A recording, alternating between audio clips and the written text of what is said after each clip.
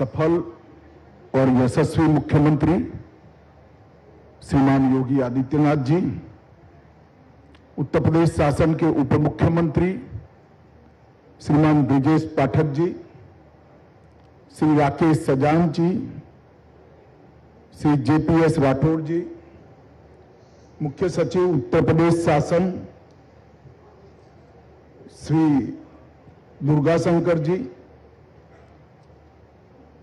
FICCI के श्री सुब्रकांत पांडा जी, यहां पर उपस्थित अधिकारीगण, उत्तर प्रदेश सरकार के मंत्री परिषद के सभी सम्मानित सदस्य और आज एमएसएमई और कोऑपरेटिव सेक्टर से यहां पर आए हुए सभी निवेशक भाइयों बहनों, आप सभी को नमस्कार। सबसे पहले मैं योगी आदित्यनाथ जी के नेतृत्व में उत्तर प्रदेश सरकार को बहुत बहुत अभिनंदन और साधुवाद देना चाहता हूं कि एक विजन के साथ साहस का परिचय कराते हुए उत्तर प्रदेश के अंदर निवेश लाने के लिए ग्लोबल इन्वेस्टमेंट समिट का जो आयोजन किया है, अभी सिद्ध हो चुका है कि सफल हो चुकी है। आज सुबह प्रधानमंत्री जी ने इसका शुभारंभ किया है और मैं मानता हूं कि ये 3 दिन उत्तर प्रदेश के आने वाले 3 वर्षों के लिए बहुत शुभ और फलदायी होने वाले हैं, इसका मुझे विश्वास है।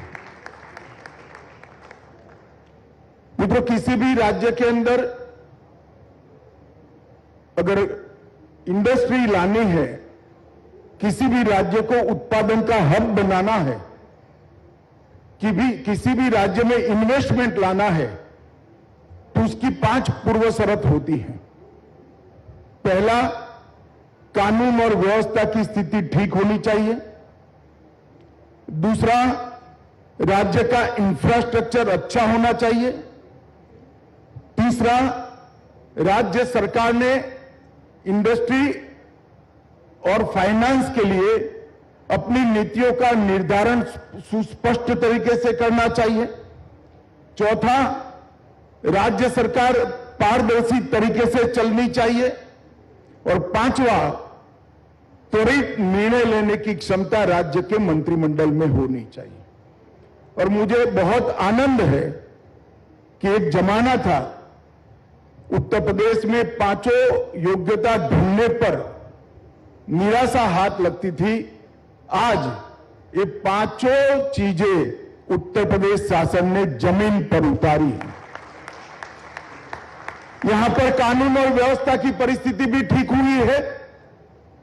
इंफ्रास्ट्रक्चर के क्षेत्र के अंदर समग्र देश के अंदर जो कुछ चुनिंदा राज्य हैं जहां इंफ्रास्ट्रक्चर में सबसे ज्यादा निवेश विगत 5 साल में हुआ है, तो उसमें से उत्तर प्रदेश है। कई सारी नीतियां इंडस्ट्री और बजट के सपोर्ट में बनाई गई है, जिसके कारण कंफ्यूजन का वातावरण आज समाप्त हो गया है। उत्तर प्रदेश में भारतीय जनता पार्टी की सरकार योगी जी के नेतृत्व में पारदर्शी तरीके से चल रही है। एक भी आरोप हमारी सरकार पर नहीं है। और इसके साथ साथ उत्तर प्रदेश ने त्वरित फैसले लेने का भी मादा दिखाया है और त्वरित फैसले भी लिए हैं। तो एक प्रकार से इंडस्ट्री और इन्वेस्टमेंट दोनों के लिए एक बहुत सानुकूल वातावरण यहां पर बना हुआ है। बचपन में मैंने भौतिक विज्ञान का एक नियम समझा था, mass multiplied by velocity is equal to momentum. और उत्तर प्रदेश में मास भी है, वॉलेटिलिटी भी है, इसलिए मोमेंटम भी है। और ये जो परिवर्तन आया है भारतीय जनता पार्टी की सरकार बनने के बाद ये समग्र देश के लिए शुभ है, क्योंकि जब तक उत्तर प्रदेश जैसे बड़े सूबे का विकास नहीं होता, जब तक उत्तर प्रदेश विकास की राह पर चल नहीं पड़ता है, हमारा देश बहुत आगे नहीं बढ़ सकता है। क्योंकि क्षेत्रफल की दृष्टि से, आबादी की दृष्टि से और उत्पादकता की दृष्टि से, सभी दृष्टि से उत्तर प्रदेश का महत्व कहीं पर भी 2 नंबर का नहीं है, 1 नंबर का है। सबसे ज्यादा आबादी भी है, सबसे ज्यादा क्षेत्रफल रखने वाला राज्य भी जो 2-3 है उसमें से एक उत्तर प्रदेश है, और सबसे ज्यादा यहां पर संभावनाएं भी पड़ी हुई हैं। उत्तर प्रदेश के अंदर मित्रों, मैं ऐसे प्रदेश से आता हूं जहां पानी प्राप्त करने के लिए 1500 फुट से लेकर 900 फुट तक नीचे जाना पड़ता है। मैंने उत्तर प्रदेश में आज भी हाथ से चलने वाले डंकी कई गांवों में देखे हैं, जहां पानी की उपलब्धता है, मां गंगा और यमुना की कृपा है, वहां पर विकास की अपार संभावना है। और इसीलिए मोदी जी ने जो $5 ट्रिलियन की इकोनॉमी का लक्ष्य रखा है, उसके लिए उत्तर प्रदेश का विकास बहुत महत्वपूर्ण है। और इसीलिए उत्तर प्रदेश को आगे बढ़ाने का मतलब है भारत के विकास को गति देना। और एक ग्लोबल इन्वेस्टमेंट समिट ने आज भारत के विकास को, भारत के उत्पादन के हब बनने के, वैश्विक उत्पादन के हब बनने के लक्ष्य को, इसकी पूर्ति में एक बड़ी छलांग लगाई है। मित्रों, आज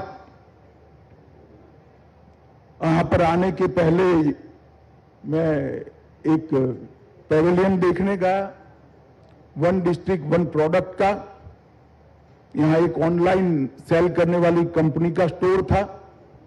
मैंने कहा, भाई इतना बड़ा स्टोर आपने लगा दिया है, मगर कितना टर्नओवर है 1 डिस्ट्रिक्ट 1 प्रोडक्ट की उत्पाद का आपकी ऑनलाइन कंपनी पर? धड़ल्ले से, कोई कंफ्यूजन के बगैर उसने कह दिया कि 1600 करोड़ रुपए का टर्नओवर हमारा। सच अर्थ में एक सफल प्रयोग 1 डिस्ट्रिक्ट 1 प्रोडक्ट का यहां पर हुआ है। और आज की जो ये समिट है, योगी जी ने इसके पीछे Uttar Pradesh global investment summit इतना ही रखा है। मैंने आज ग्लोबल इन्वेस्टमेंट समिट 23 लगाया है, क्योंकि जब तक सातत्य नहीं होता है, सातत्यपूर्ण तरीके से ग्लोबल इन्वेस्टमेंट समिट नहीं करते हैं, कभी भी राज्य में इन्वेस्टमेंट नहीं आता है। तो मुझे भरोसा है कि आज जो शुरुआत हुई है वो सालों तक चलेगी और आने वाले दिनों में भी ये आगे बढ़ेगा। आज ये मंच वैश्विक निवेश के समुदाय का, नीति निर्धारकों का, कॉरपोरेट नेतृत्व का, व्यापारिक प्रतिनिधि मंडलों का, शिक्षाविदों का, थिंक टैंक्स का, राजनीति और सरकारी नेतृत्व को एक साथ बहुत बड़ा मंच प्रदान करने का काम एक ग्लोबल इन्वेस्टमेंट समिट कर रहा है। और उत्तर प्रदेश के पोटेंशियल को देखते ही, इसको पहचान कर ही नीदरलैंड, डेनमार्क, सिंगापुर, जापान, दक्षिण कोरिया, ऑस्ट्रेलिया, इटाली, संयुक्त अरब अमीरात और यूनाइटेड किंगडम और मॉरिशस ने यहां साझेदारी CII के साथ करने का फैसला किया है। ये बहुत बड़ी उपलब्धि है। मैं यहां पर कोई राजनीतिक टिप्पणियां करने नहीं आया। मैं गुजरात में रहता था, गुजरात सरकार का मंत्री था। लखनऊ में उस वक्त के उत्तर प्रदेश के मंत्री का प्रेस कॉन्फ्रेंस था, वो भी इन्वेस्टमेंट की समिट कर रहे थे, मगर उन्होंने स्थान दिल्ली रखा था।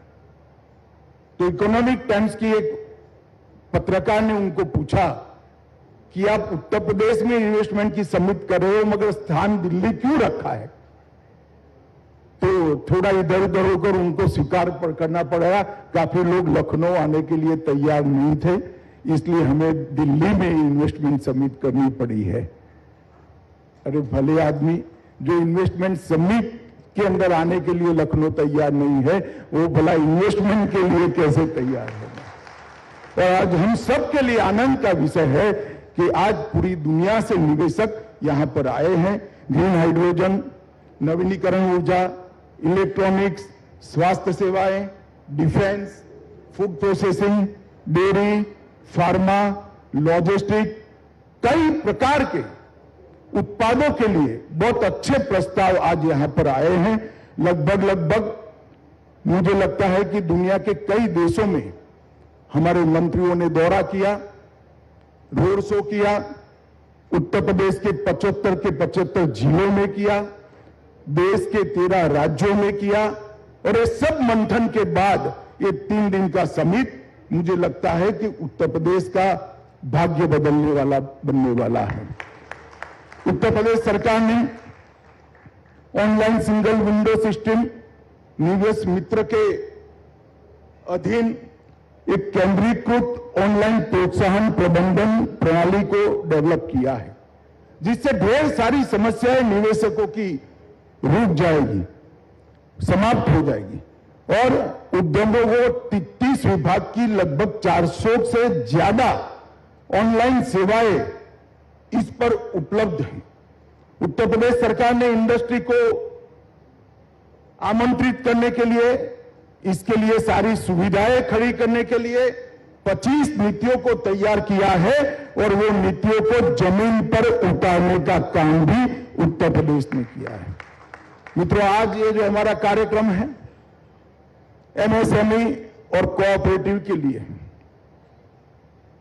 मैं आज यहां पर जितने भी निवेशक उपस्थित हैं मैं उनको कहना चाहता हूं, मैं ऐसे प्रदेश से आता हूं जहां इंडस्ट्रीज और इन्वेस्टमेंट कोई नई बात नहीं है, सदियों से होता आ रहा है। मैं गुजरात से आता हूं।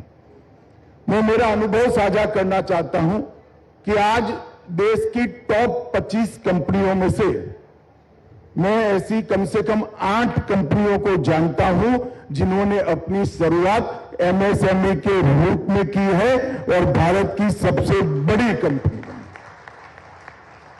जिसके पास साहस है, जिसके पास कौवत है, जिसके पास सूझबूझ है। वो शुरुआत तो छोटे से करता है, परंतु साहस होता है, कौवत होता है, सूझबूझ होता है, तो वो छोटा नहीं रहता है, वो आगे बढ़ जाता है। आज मैं आप सभी को कहना चाहता हूं, एमएसएमई वो बीज है जो भारत की सबसे बड़ी कंपनी बनने का पोटेंशियल रखता है, और इसी से शुरुआत होती है। और जिस राज्य ने एमएसएमई इंडस्ट्रीज के लिए अपनी पॉलिसियों को ढंग से तैयार नहीं किया है, वो राज्य कभी भी औद्योगिक निवेश के लिए आगे नहीं आ सकते। इसके 2 कारण हैं।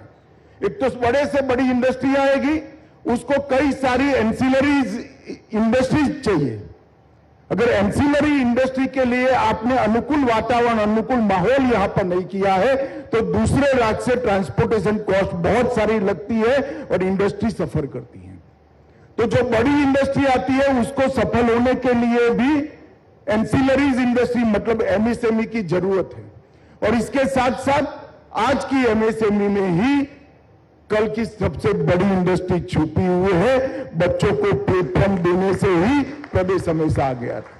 ये 2 कारण से किसी भी राज्य को इंडस्ट्रियल इन्वेस्टमेंट के लिए अगर आगे बढ़ना है तो इसकी पूर्व शर्त है कि एमएसएमई के लिए अपनी नीतियों को वो सुस्पष्ट कर दे। यहां पर उत्तर प्रदेश सरकार ने योगी जी के नेतृत्व में सिर्फ एमएसएमई के लिए नहीं, 1 डिस्ट्रिक्ट 1 प्रोडक्ट के माध्यम से गृह उद्योग के लिए भी नीतियां स्पष्ट कर दी है, उसको भी बढ़ावा दिया है, एमएसएमई को भी बढ़ावा दिया है। और इसके लिए मैं जब सुन रहा था कि 1,40,000 करोड़ के एमओयू हुए हैं, मैं सभी एमएसएमई क्षेत्र के यहां जो इन्वेस्टर आए हैं उनको कहता हूं कि आप हौसला रखकर आगे बढ़िए। यही रास्ता है बड़ा बनने का, यही रास्ता है देश के विकास में सहभागी होने। ढेर सारी बड़ी इंडस्ट्रियां यहां आ रही है। मैं तो उत्तर प्रदेश शासन को, मुख्यमंत्री जी को, उनके मुख्य सचिव जी को भी कहना चाहूंगा, एक बड़ी कंपनी के साथ एंसिलरी इंडस्ट्री कौन कौन सी लग सकती है, इसके पोटेंशियल को जांच कर एंसिलरी इंडस्ट्री के लिए एमएसएमई उद्योगों को निमंत्रित करना चाहिए, जिससे वो स्पेसिफिक दिशा में चले जाएं, क्योंकि आपको आपका बाजार ही नहीं ढूंढना है। अगर बहुत बड़ी ऑटोमोबाइल की कंपनी आई है, डिफेंस की कंपनी आई है, तो उसके कलपुर्जे बनाने की आप एमएसएमई इंडस्ट्री डाल दोगे तो आपको मार्केट नहीं ढूंढना है। इसके बाद में जमीन दे दो, जीरो ट्रांसपोर्टेशन से आपका उत्पाद वहां पहुंच जाएगा। गुजरात, महाराष्ट्र, कर्नाटक से आने वाला ट्रांसपोर्टेशन के कारण इसको कॉम्पीट ही नहीं कर पाएगा। तो एमएसएमई इंडस्ट्री के लिए जो पहल उत्तर प्रदेश सरकार ने की है वो प्रशंसनीय है।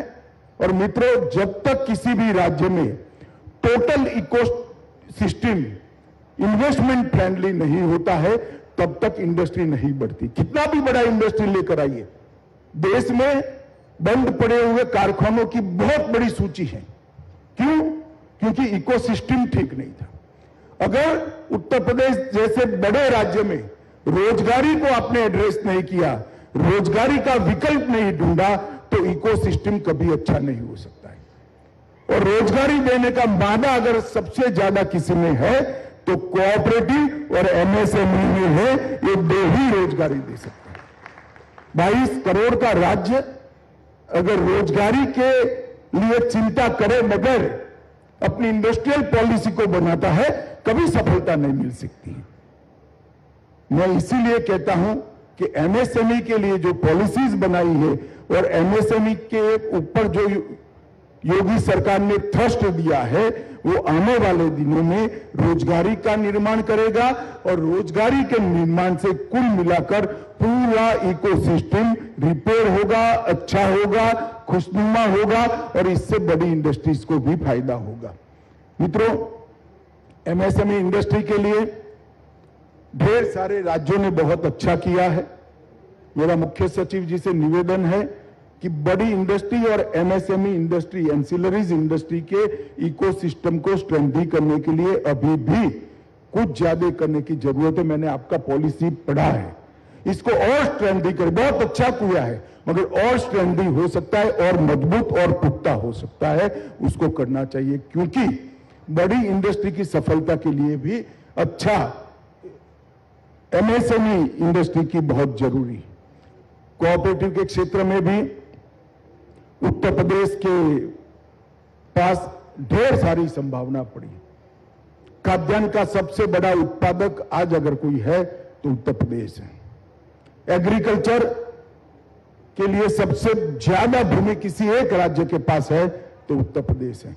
और सबसे मेहनतकश इंसान अगर कहीं पर, किसान कहीं पर है तो उत्तर प्रदेश है।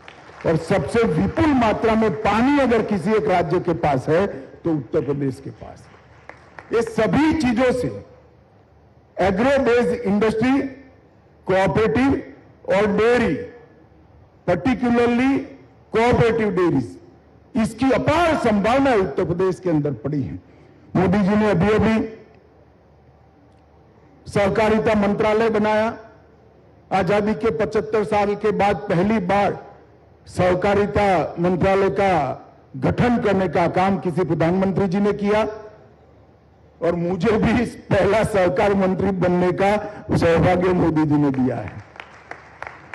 मैं बहुत समय से लगभग 32-33 साल से सहकारिता के साथ जुड़ा हुआ हूं। मित्रों, हमने पैक्स का कंप्यूटराइजेशन का फैसला किया, मल्टीपर्पज पैक्स बनाने के लिए इसके मॉडल बायलॉज बना दिए।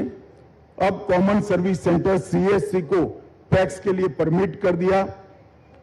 गैप ढूंढने के लिए नेशनल कोऑपरेटिव डेटाबेस बनाया। राष्ट्रीय सहकार नीति बन रही है। इसके साथ साथ क्रेडिट गारंटी फंड ट्रस्ट में सदस्यता ऋणदाता संस्थान भी बना दिया। जैम पोर्टल पर खरीदी की कोऑपरेटिव्स को छूट दे दी। नेट के अंदर 18% से घटाकर 15% किया। आयकर अधिनियम में भी ढेर सारी राहतें दी। कोऑपरेटिव चीनी मिल को इनकम टैक्स के अंदर रियायतें दी और 3 नई मल्टी स्टेट कोऑपरेटिव्स बनाई हैं। एक छोटे किसान को बीज के उत्पादन में जोड़ेगी, दूसरा ऑर्गेनिक प्रोडक्ट का मार्केटिंग और ऑर्गेनिक प्रोडक्ट बनाने वाले किसान को अपने खेत में मार्केट करने के लिए कुछ नहीं करना पड़े, इस प्रकार की पूरी व्यवस्था बनाएगी। और तीसरा एग्रीकल्चर प्रोडक्ट के निर्यात के लिए भी काम करेंगे। ढेर सारे चीजें हमने इसके साथ जोड़ी है। इसमें भी विपुल संभावनाएं है। आने वाले 2 महीने के अंदर ही मेरा सिर्फ कोऑपरेटिव के एक्सटेंशन का देश भर का दौरा है। मैं उत्तर प्रदेश भी आऊंगा क्योंकि उत्तर प्रदेश सबसे कम कोऑपरेटिव रखने वाला प्रदेश है और सबसे ज्यादा संभावना रखने वाला प्रदेश है। तो विपुल मात्रा में कोऑपरेटिव की संभावनाएं यहां पड़ी है। मित्रों, यहां पर जो मैंने इंफ्रास्ट्रक्चर की बातें करी, इंफ्रास्ट्रक्चर के लिए ढेर सारा काम उत्तर प्रदेश सरकार ने किया है और मैं मानता हूं कि राज्य में इतने सारे एक्सप्रेसवे किसी भी राज्य में नहीं बने होंगे। पूर्वांचल एक्सप्रेसवे हो, बुंदेलखंड एक्सप्रेसवे हो, Ballia expressway, Gorakhpur link expressway, आगामी गंगा एक्सप्रेसवे, ढेर सारे एक्सप्रेसवे बनाकर उत्तर प्रदेश के हर क्षेत्र को, इतने बड़े राज्यों को एक दूसरे के साथ जोड़ने का काम किया है। सबसे ज्यादा इंटरनेशनल एयरपोर्ट अगर आज कहीं पर है तो उत्तर प्रदेश के अंदर है और 1 डिस्ट्रिक्ट 1 प्रोडक्ट के लिए बहुत अच्छी मार्केटिंग की व्यवस्था भी हुई है।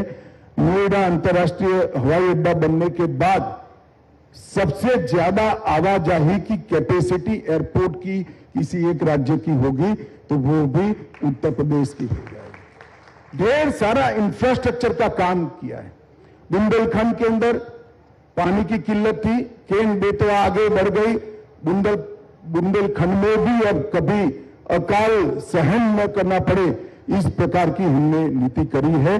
और पीएम गति शक्ति नेशनल मास्टर प्लान के तहत जलमार्ग से लेकर सारे प्रकार की गति को कोऑर्डिनेट करने का काम भी उत्तर प्रदेश सरकार बहुत अच्छा कर रही है। सबसे पहला जलमार्ग उत्तर प्रदेश से ही शुरू हुआ है और यहां से वाराणसी और इलाहाबाद से लेकर हावड़ा तक पूरा जलमार्ग बनने से आपकी ट्रांसपोर्टेशन की कॉस्ट 1/3 से भी कम होने वाली है।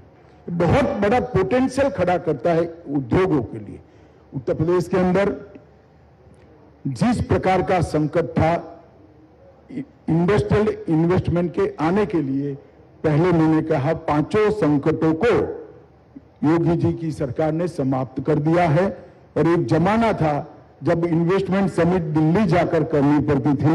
आज पूरे देश के सभी राज्यों के इंडस्ट्रियलिस्ट और दुनिया के भी इंडस्ट्रियलिस्ट लखनऊ आए हैं। बहुत अच्छा लगता है।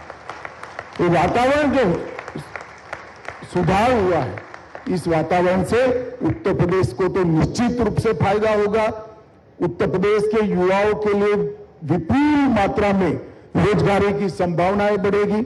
उत्तर प्रदेश के युवा उद्योजकों के लिए बहुत बड़ा प्लेटफॉर्म, एक वैश्विक प्लेटफॉर्म बनेगा। इसके साथ साथ उत्तर प्रदेश के विकास के माध्यम से भारत के विकास को भी गति मिलेगी और मोदी जी का $5 ट्रिलियन इकोनॉमी का जो स्वप्न है उसको हम बहुत अच्छे तरीके से पूरा कर पाएंगे। मैं आज यहां इस मंच से योगी जी को और उनकी पूरी टीम को, सारे मंत्रिमंडल को और उत्तर प्रदेश की जनता को बहुत बहुत शुभकामनाएं और साधुवाद देता हूं। आपका ये साहस सफल हो, उत्तर प्रदेश के अंदर इन्वेस्टमेंट आए, इंडस्ट्री बढ़े और उत्तर प्रदेश देश के विकास में सबसे बड़ा कंट्रीब्यूटर बने, ऐसी शुभकामनाएं देकर मेरी बात को समाप्त करता हूं। वंदे मातरम। भारत माता की जय।